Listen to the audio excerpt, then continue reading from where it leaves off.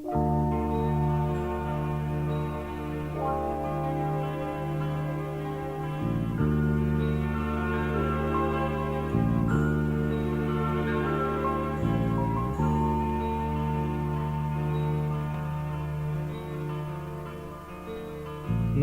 の色を知っていますか？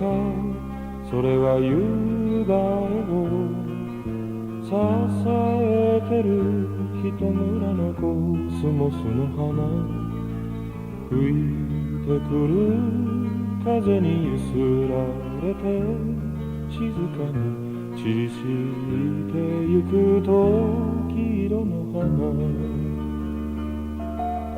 涙の色を知っていますか？それは黄昏に咲いている物憂げな紫陽花の忍び寄る夜にうつむいて静かにみじまりをする紫の花、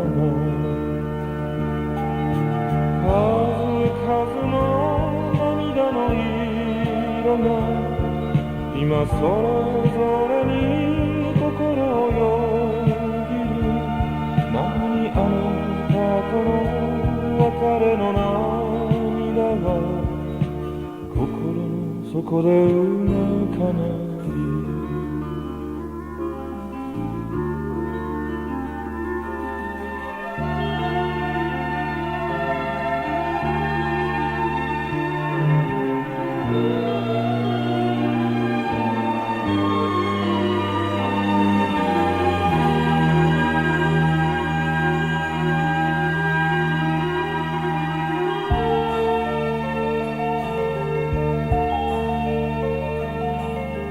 涙の色を知っていますか？